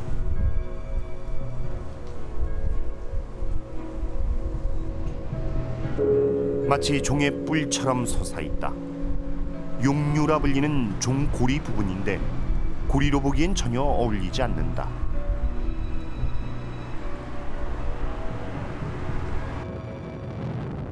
이 한 마리 용과 원통의 정체는 무엇일까?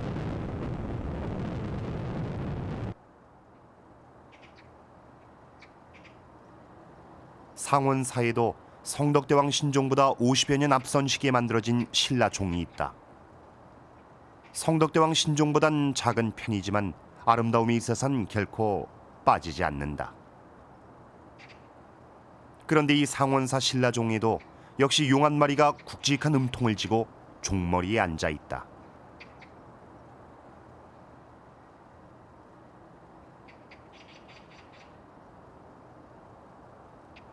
남아있는 신라종은 모두 700년대 이후 제작됐고 한 마리 용과 원통은 고려시대와 조선시대 종에도 쭉 등장한다.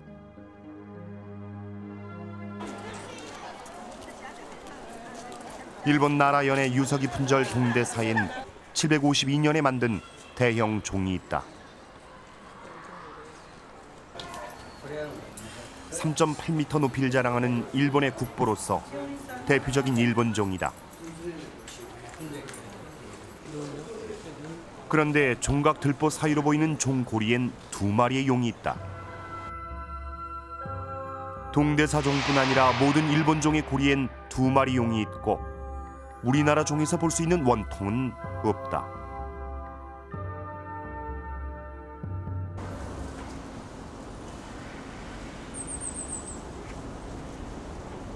근대 유물들을 전시하고 있는 인천시립박물관.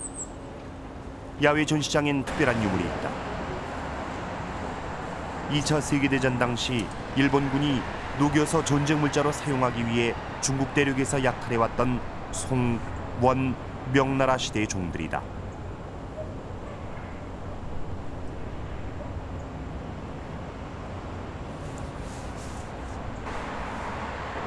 일본 종과 마찬가지로 두 마리 용이 좌우 대칭 형태로 자리 잡고 있다. 역시 원통은 없다. 왜 우리나라 종에만 불안정하게 한 마리 용과 원통이 있을까? 절묘한 주형이고요. 그런 형태는 우리만 가지고 있는 독특한 특징이기 때문에 그게 주목되는 요소입니다.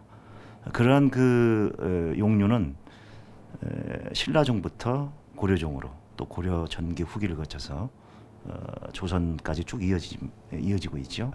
그렇기 때문에 그런 독창성을 고려해서 이제 우리 종은 소위 코리안벨이라고 하는 그런 학명까지 얻게 됐고요. 그런 이 양식은 세계에서도 유일한 그런 조형으로 주목받고 있는 그런 요소입니다. 코리안벨, 그 귀한 형상 때문에 학명까지 가지게 된 우리나라 종. 원통의 내부는 비어 있다. 그래서 음통, 즉 소리가 빠져나가는 구멍 역할을 한다고 알려져 왔다. 실제로 성덕대왕 신종의 내부를 살펴보면 구멍 하나가 바깥의 원통과 연결돼 있는 것을 볼 수 있다.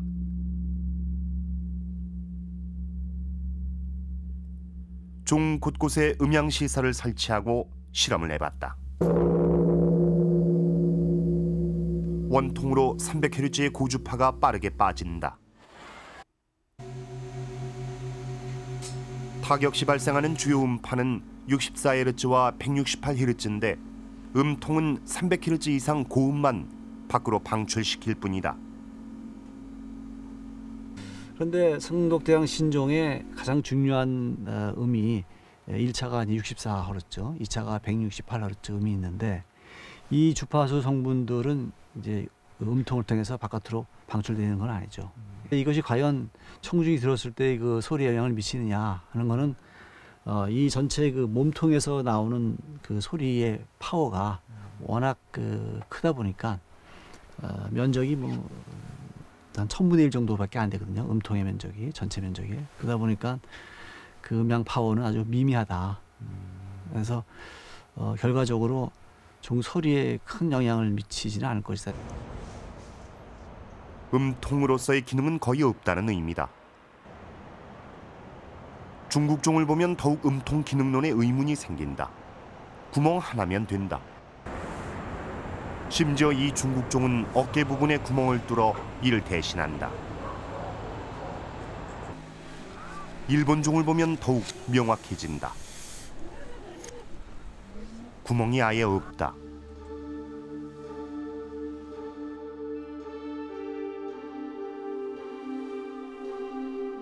고려시대에 들어서면 우리 종의 원통도 아예 구멍이 없는 종들이 등장한다. 결국 용이 짊어지고 있는 원통은 음통의 기능을 가졌다고 보기 힘들다.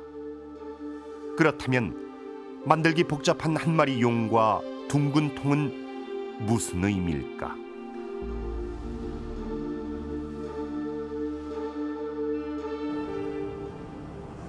신라인들이 한 마리 용과 원통에 얼마나 집착했는가를 잘 보여주는 유물이 있다.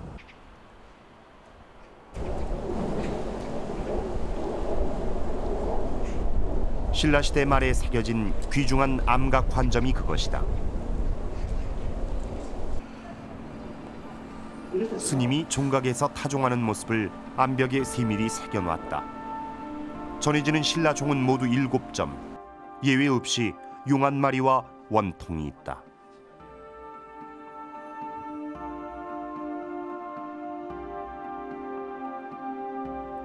역시 원통을 짊어진 한 마리 용이다.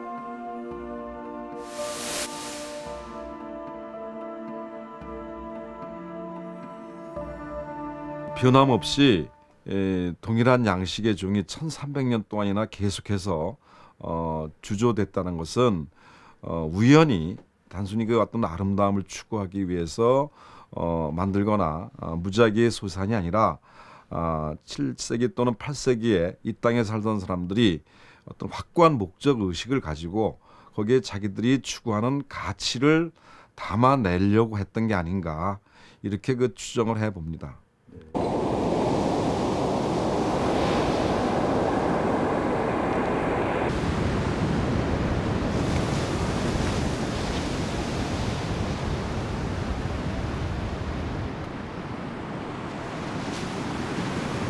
이곳은 죽어서 동해의 용왕이 되었다는 문무왕의 묘 대왕암 앞입니다. 성덕대왕 신종을 만들기 시작한 경덕왕. 경덕왕 때는 신라의 불교 예술이 절정에 달했던 시기였습니다. 세계에서 가장 아름다운 종을 만들었던 신라인들. 그런데 왜 그들은 종의 머리 부분만은 고집스럽게도 복잡하고도 어렵게 만들었던 걸까요? 이런 특이한 형상으로 인해서 세상에는 신라종과 비신라종이 있을 뿐이라는 평가마저 있었을 정도입니다. 그 특이한 신라 종머리의 비밀을 바로 이 문무왕의 염원에서 찾을 수 있습니다.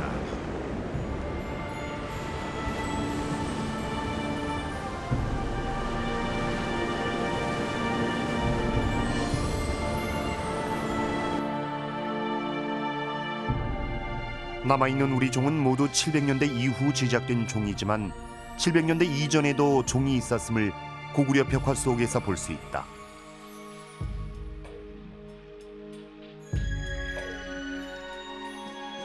고구려인들의 화려한 행사를 기록한 대행렬도. 행렬의 중앙에 악대가 보이고 종을 치는 장면도 보인다. 그런데 고리가 좌우대칭의 쌍고리 형식이다.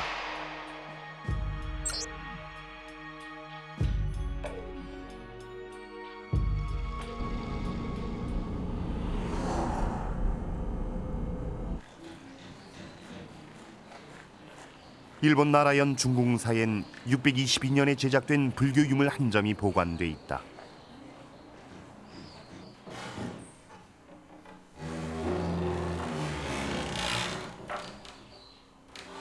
슈오토쿠 태자가 죽자 극락왕성하기를 기원하며 태자 비의 발원으로 제작된 자수 그림이다.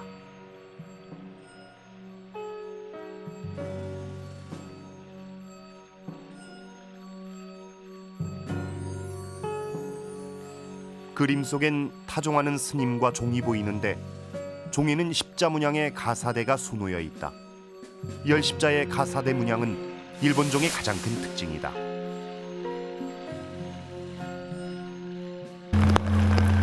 여기서 타종 장면을 유심히 보자. 먼저 한국식 타종이다.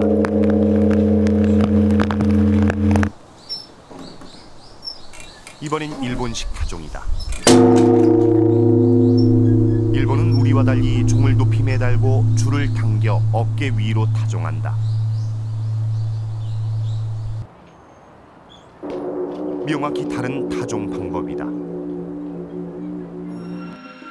다시 그림 속 타종, 한국식 타종이다. 왜 일본 종을 한국식으로 칠까?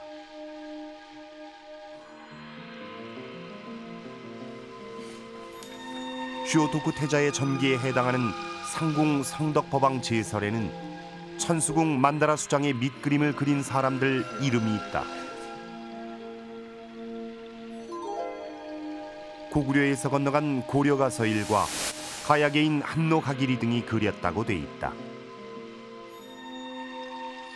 이렇게 놓고 볼 때 만다라 수장이 만들어진 7세기 초반 이전에 한반도에서 유행하던 종의 모습을 그 밑그림을 그린 화사들이 그대로 본을 따서 그림을 그린 게 아닌가 이렇게 생각합니다. 700년대 이전엔 한일 양국의 종이 비슷했다는 뜻이다. 700년대 이전 우리 종의 모습을 알 수 있는 또 다른 유물. 역사학자 장도빈이 1933년 찍은 고구려 종이다. 그런데 종고리가 한 마리 용이 아니라 두 마리다.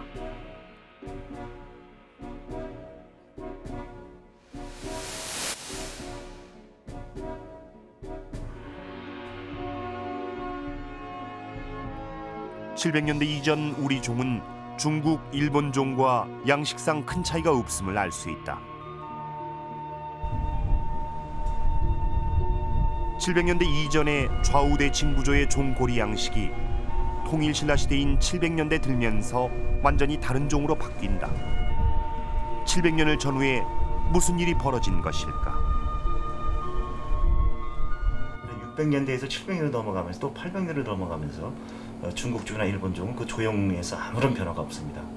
두 마리 용이 고리를 형성하고 있고, 그러나 이제 그 한국종에서만 불현듯 이전의 종을 찾을 수도 없을 뿐더러 갑자기 그 음통을 가진 한 마리 용의 용고리를 가진 그 종이 탄생이 된 거죠. 거기에는 그 의도된 어떤 기획이나 어떤 이벤트에 의해서 의도된 그런 그 조형으로서의 그 창출이 아닐까 그렇게 생각을 합니다. 무엇일까? 왜 갑자기 만들기도 어렵고 특이하다 못해 기괴한 구조의 종이 등장한 것일까?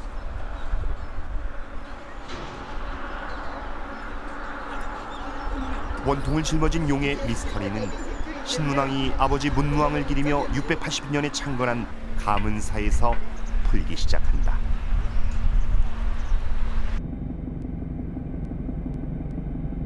삼국 통일과 대당 전쟁을 승리로 이끈 신라의 영웅 문무왕. 그는 죽어 동해용이 되겠다며 화장 후 해종능인 대왕암에 묻혔다. 문무왕이 죽은 지 10개월 후인 682년 5월 가문사가 완공됐다.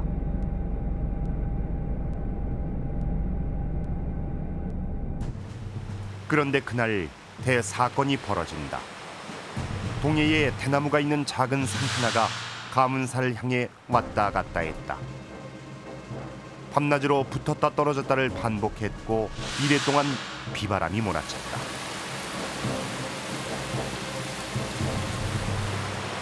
왕이 그 산으로 가자 문무왕과 김유신의 사자인 용이 소리로 세상을 다스리라는 문무왕의 신탁과 함께 흑옥대와 대나무를 바친다. 이것이 그 유명한 만파식적이다.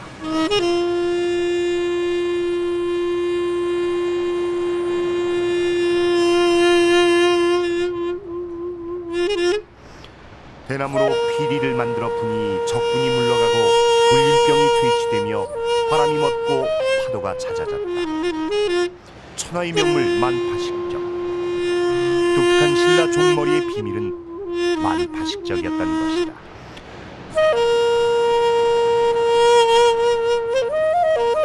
만파식적 사건 이후에 통일 신라 시대에 종의 양식이 이루어지는 겁니다. 그 양식이라는 것은 용통, 굴뚝 같은 이런 용통이 하나 딱 쓰죠. 여기에 용트림이 올라가면서 용의 머리가 앞을 딱 차지하게 되죠. 용머리가.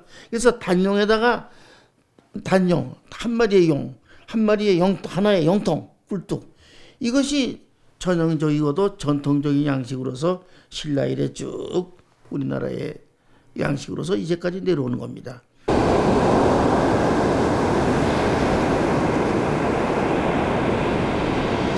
느닷없이 등장한 우리 종의 비밀은 바로 대나무를 지고 파도치는 동해바다를 헤쳐오는 장쾌한 용의 모습입니다.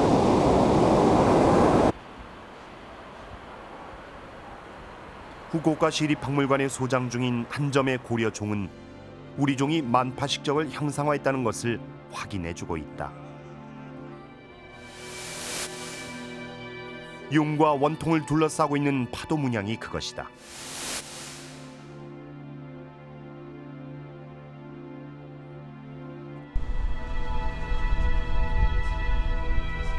수면에 들락거리는 박진감 넘치는 용머리. 뒷발로 파도를 박차고 있다. 팽팽한 근육을 드러낸 앞발로 힘차게 물살을 당긴다. 그런데 왜 이 시기에 이런 일이 벌어졌을까? 삼국을 통일하고 나서의 초창기는 굉장히 아주 예민한 시대라고 볼 수 있겠죠. 내부적으로 온갖 갈등과 분란과 과거의 기억과 원한이 그야말로 물 끓듯 하는 시대입니다. 만파식적 설화에서 제시되고 있는 피리 소리는 바로 신라 사람들 스스로가 백제 사람들과 고구려 사람들이 겪었던 고통에 대한 아픔으로 손을 내미는, 그러므로서 함께 더불어서 함께 통곡하고 아파하는 이런 길로 인도하는 그런 기제가 만파식적이라고 볼 수가 있겠습니다.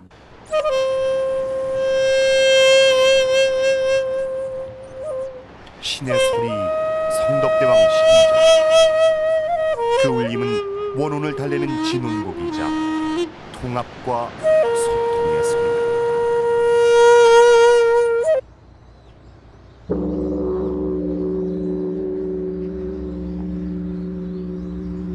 우리 시대 위대한 문화유산으로 남아있는 성덕대왕 신종. 이 성덕대왕 신종은 장대한 크기, 또 빼어난 예술성, 아름다운 소리만을 자랑하는 그런 단순한 종이 아니었습니다. 시대의 아픔을 설화라는 형식을 빌려 역사에 증언하고 또 이 종소리를 통해 새 시대를 열고자 했던 통일 신라인들의 염원이 담긴 종이었습니다. 휘비린내 나는 전장에서 죽어간 원혼들과 고구려 백제 유민들의 사무치는 원한을 풀어줘야 하는 시대의 소명을 안고 탄생한 성덕대왕 신종.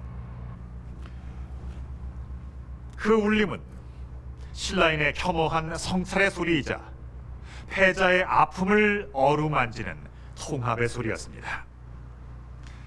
진실한 소통의 상징이었던 성덕대왕 신종의 장중한 울림. 그 울림은 오늘날 우리에게도 긴 여운으로 남아 있습니다.